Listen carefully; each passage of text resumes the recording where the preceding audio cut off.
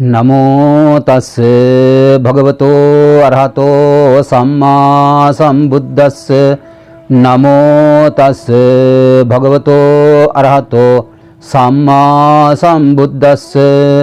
नमो तस्से भगवतो अरहतो सम्मा संबुद्धस्से। कथमाच सा भिक्खवे मज्जिमा पटिपदा तथागतेन अभिसंबुद्धा चक्षुकरणी ज्ञानकरणी उपशमाय अभिज्ञाय संबोधाय निब्बानाय संवर्तन्ति। अयमेव अरियो अट्टंगिको मग्गो सेयतीदं सम्मा दिट्ठि सम्मा संकप्पो सम्मा वाचा सम्मा कम्मन्तो सम्मा वायामो सम्मा आजीवो सम्मा सति सम्मा समाधि। श्रद्धावान उपासक उपासिकाएं, आज आपको मध्य मार्ग के बारे बताने के लिए सोच रहा हूँ।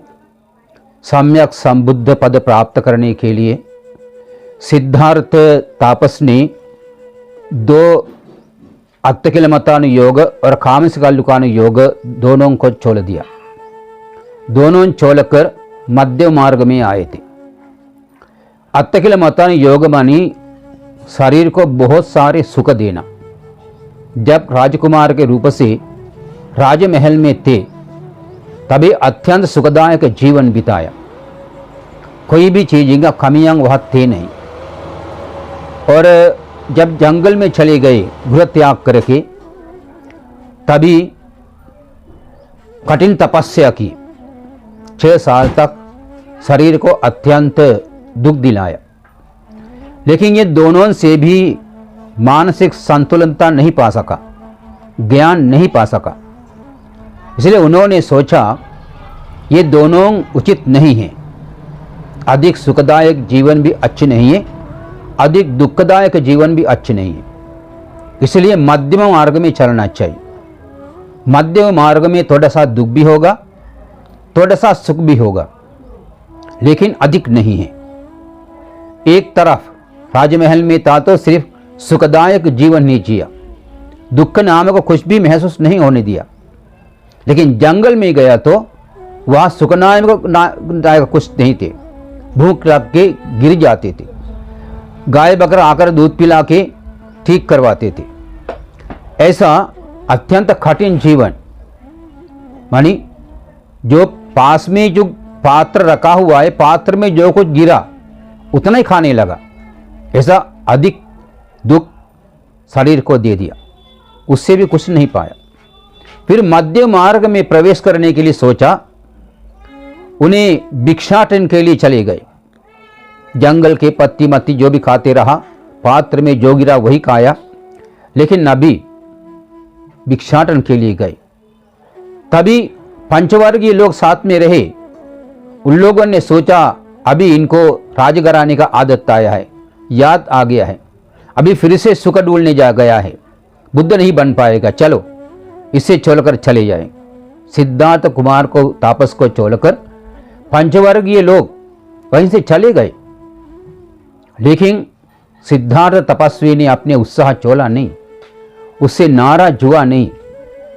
उन्हें सुख दुख दोनों अधिक न होते हुए साधारण रूप से इस्तेमाल करते हुए मध्य मार्ग अनुकरण किया। इसी मध्य मार्ग में चलते हुए ज्ञान प्राप्त की। ये मध्य मार्ग में क्या चीज होती है, पहला धम्मचक्र सूत्र में समझ आया। इसमें 8 अंग हैं जो दुख निरोध गामिनी पटिपदाय आर्य सत्य हैं। उसी आर्य सत्य को बताने के लिए, समझाने के लिए ये 8 अवस्थाएं हैं। सम्मा दिट्ठि, ये 8 में पहला शब्द सम्मा है। सम्मा का अर्थ हर तरफ से परिपूर्ण है। किसी भी कोने में देखें उसमें कोई गलतियां नहीं दिखता है, इसलिए उसे सम्मा कहता है। संबुद्ध पद भी सम्मा संबुद्ध है, वहाँ कोई चीजें गलत नहीं हुआ है। इसलिए जो रास्ता अपना कर चलाया वो सही रास्ता था। ये सम्मा दिट्ठि, दिट्ठि मानी दृष्टि है, दृष्टि नहीं है। कई लोग उसको दृष्टि समझता है। दृष्टि मानी देखना है, अच्छी तरह यथार्थ रूप से देखना, उसी को सम्यक दृष्टि कहता है। आज हम लोग देखते हैं यथार्थ रूप से नहीं, ऊपर ऊपर से। किसी ने अच्छी कपड़े पहन कर आया, को देख कर कहता कितना सुंदर है, कितना अच्छी है। यदि उसी कपड़े उससे निकाल दे, वो सुंदरता उसी के पास नहीं है। इसलिए हम उसको सुंदर इसलिए माना जो लगाया हुआ चीजें हैं, पहना हुआ चीजें हैं, वो उसी को देखकर उसको कहता है ऊपर से देखना। लेकिन तथागत ऐसे नहीं देखा, उन्हें अंदर से देखा, यथार्थ। ये हर एक वस्तुओं के अंदर क्या चीज होता है, उन्हें देखा कोई भी चीजें स्थिर नहीं है। ये सारे वस्तु अस्थिर होता है, एक आकार पे रहता नहीं, बदल जाता है, टूट जाता है, नष्ट हो जाता है। ऐसी वस्तु है जो चारों तरफ देखने को मिलता है। फिर उन्हें समझ गया हमारे जीवन भी उसी प्रकार है। सारे वस्तुओं से जो अस्थिरता है, हमारे जीवन में अस्थिर है, धीरे धीरे बदलते बदलते जा रहा है। ऐसी जाकर मृत्यु से समाप्त होगा। लेकिन ये एक जीवन का समाप्ति है, संसार के जीवन का समाप्ति नहीं है। संसार के जीवन तो आगे बढ़ते ही जाएगा। इसलिए हम आगे बढ़ने वाले जीवन भी रोकना चाहिए। उसके लिए सम्मा दिट्ठी हर चीजों के प्रति यथार्थ रूप से देखने के लिए प्रयत्न किया। इसलिए यथार्थ रूप से माने सच्चाई के रूप से देखना। हर वस्तु में सच्चाई क्या है, ये है अनित्यता, दुखता, अनात्मता। सम्मा संकल्प, संकल्प माने संकल्पनाएं, चिंतन, चिंतन उत्पन्न होता है। हमें हर एक अवस्था में कोई ना कोई चिंतन निर्माण होता है। किसी वस्तु को लेकर होगा, भविष्य को लेकर होगा, अपना ही जीवन लेकर होगा, दूसरे किसी को लेकर होगा। इसी किसी भी कारणवश हमें चिंतन तो उत्पन्न होता ही है। लेकिन ये चिंतन तृष्णा से युक्त हो तो गलत है, द्वेष से युक्त हो तो गलत है, मोह से युक्त हो तब भी गलत है। ये सभी से अलग होकर उन्हें साधारण रूप से, सत्य रूप से चिंतन करने लगा को सम्यक संकल्प कहता है। मानी अपना जो व्यायाम है, ये व्यायाम राजघर छोड़कर जंगल में आकर, जंगल के भी दुख धारण करके अभी उसी से निकलकर अभी ये व्यायाम कर रहा है। ये व्यायाम अपना सुख के लिए नहीं है। ये सांसारिक जीवन में बहुत सारे लोग चल रहा है, ये सभी लोगों को दुखों से मुक्त कराने के संकल्प है। उसे सम्मा संकल्प कहता है। सम्मा वाचा, प्रिय वचन, सम्यक वचन, उसी में झूठ नहीं है, चुगली नहीं है, कठोर शब्द नहीं है, फालतू बकवास नहीं। ये चारों हम लोगों के पास है। इसलिए अपनी वाणी सम्यक वाणी नहीं है।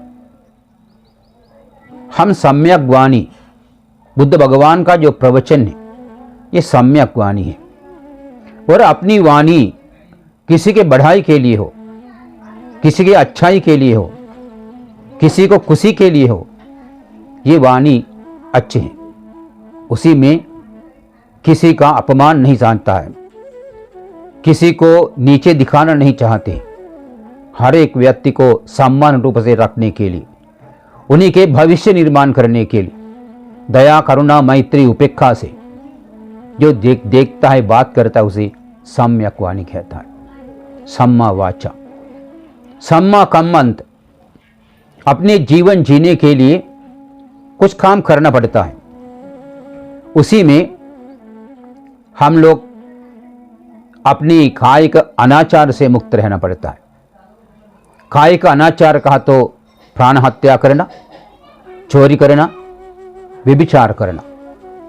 ये तीनों के साथ रहेंगे तो सम्मा आजीवन नहीं, सम्मा कम्मंत नहीं है। इसलिए हमें अपने जीवन को अच्छे से तैयार करना चाहिए। प्राण हत्या करने से विरत रहना चाहिए।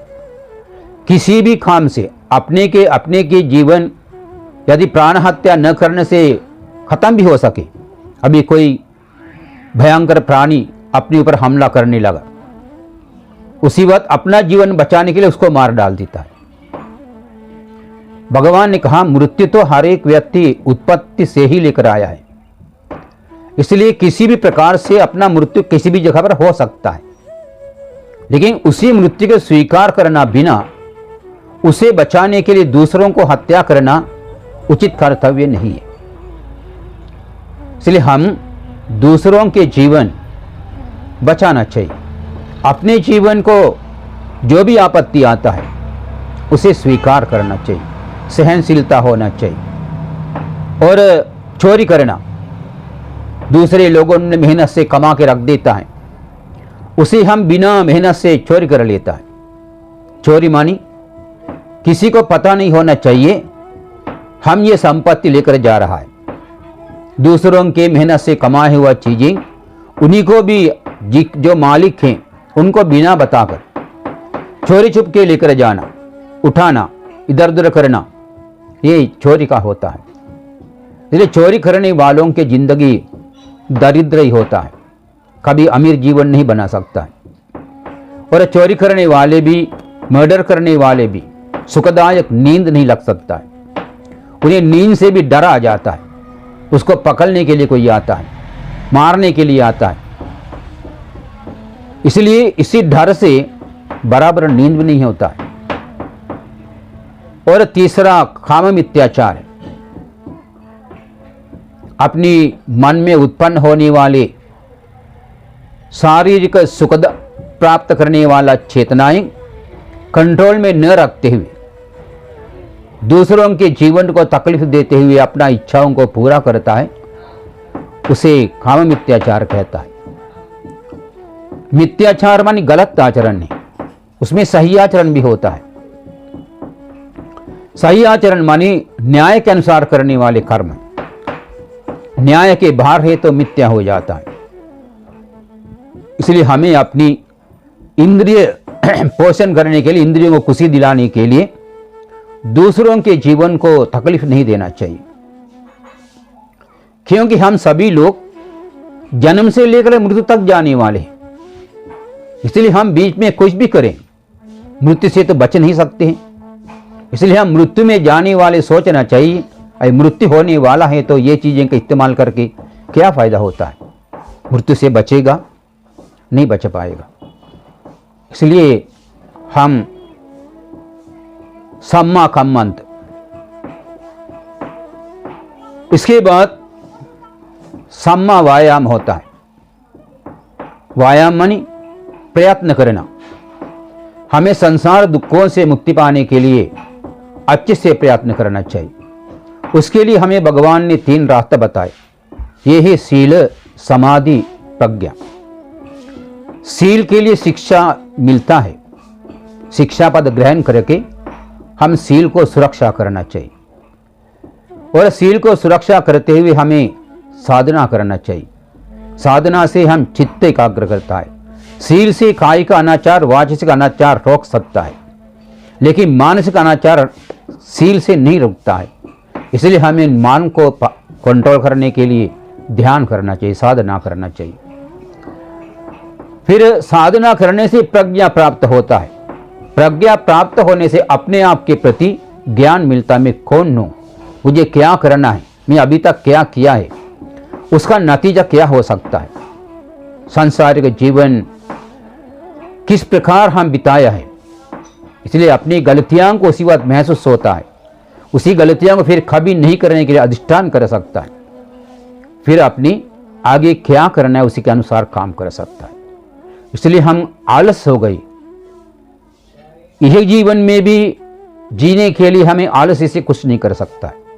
काम धंधे में हम लगना है तो बिना आलसी से समय के अनुसार उसी में लगना चाहिए, उसके लिए आवश्यक दिमाग लगाना चाहिए। व्यक्तिगत जीवन भी, कृतज्ञ जीवन भी वृद्धि में लगाने के लिए आलसी को दूर करना चाहिए, प्रज्ञा का इस्तेमाल करना चाहिए और अच्छा व्यायाम करना चाहिए। सम्यक आजीव,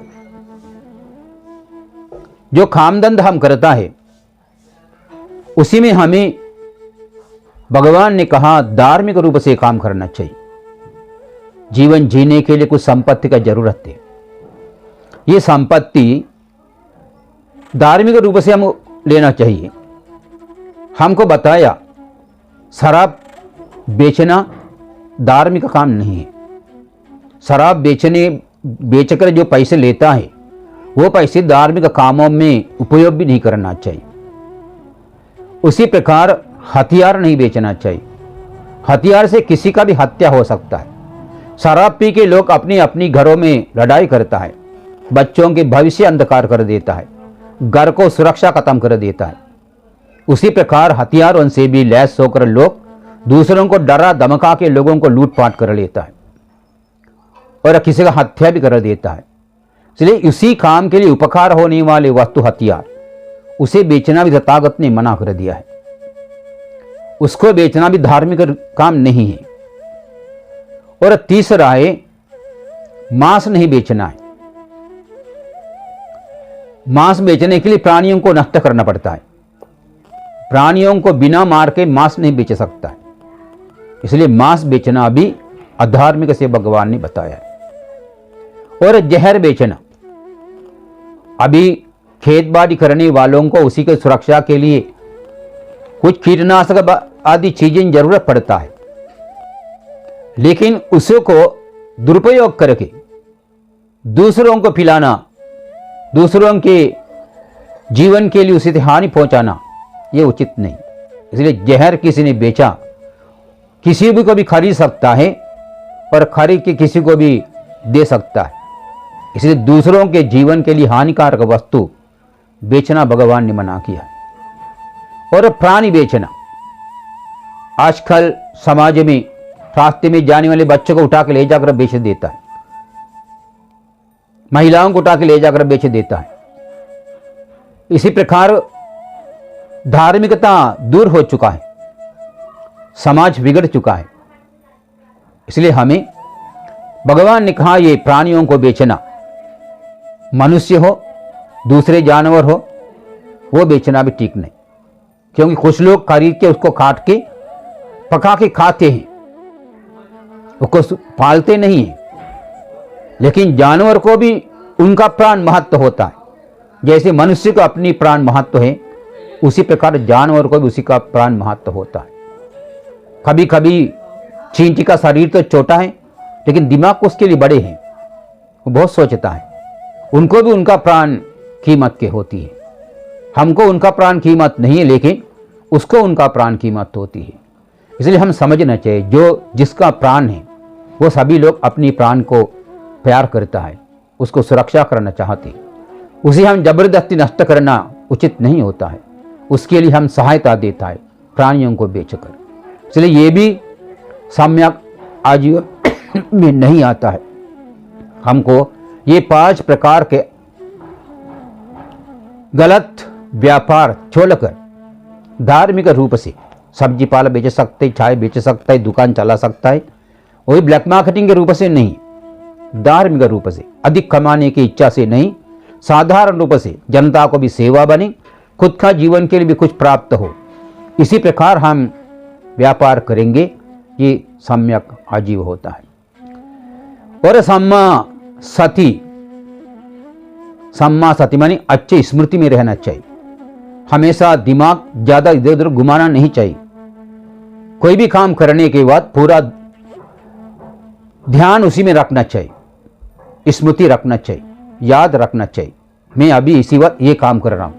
रास्ते में जाते जाते मोबाइल चला चला के जाता है, रास्ते में जा रहा है मालूम नहीं, पत्थर में लग सकता है, गड्ढे में गिर सकता है, नाला में गिर सकता है, दूसरे गाड़ियों में टकरा सकता है।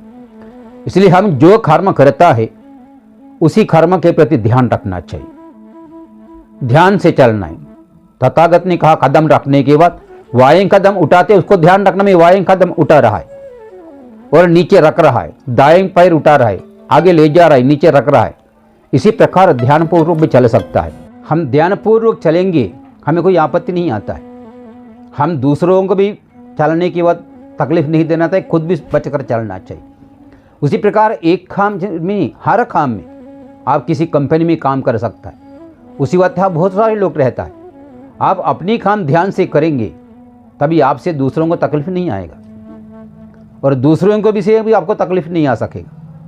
इसलिए भगवान ने कहा अभी संसार से मुक्ति पाने के रास्ते में हम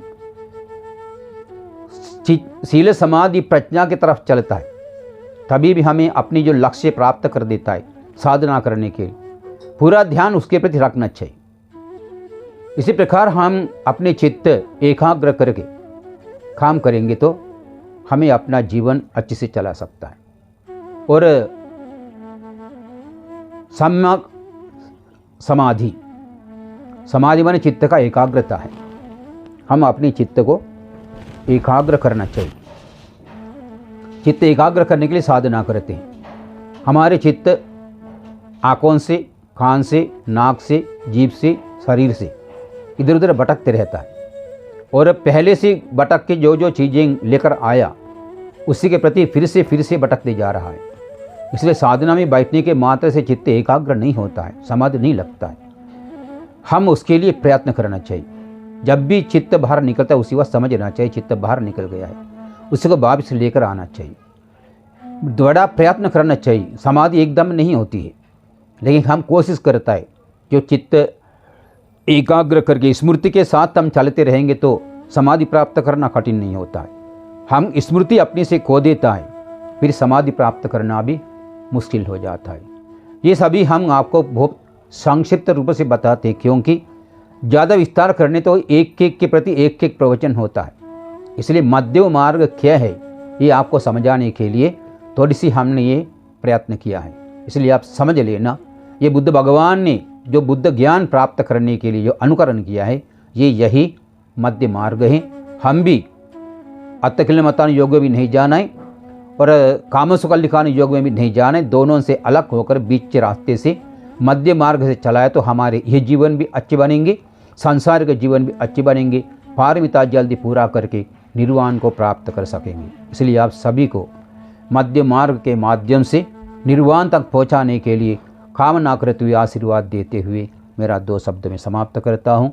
सबको जय हो, कल्याण हो, मंगल हो। सब पापस् अकरणं कुशलस्य उपसंपदा सचित्त परियोदपनं एतं बुद्धान शासनं भवतु सब मंगलं रक्षन्तु सब देवता सब बुद्धानुभावेन सदा सोत्ति भवन्तु ते भवतु सब मंगलं रक्षन्तु सब देवता सब धम्मानुभावेन सदा सोत्ति भवन्तु ते भवतु सब मंगलं रक्षन्तु सब देवता सब संघानुभावेन सदा सोत्ति भवन्तु ते।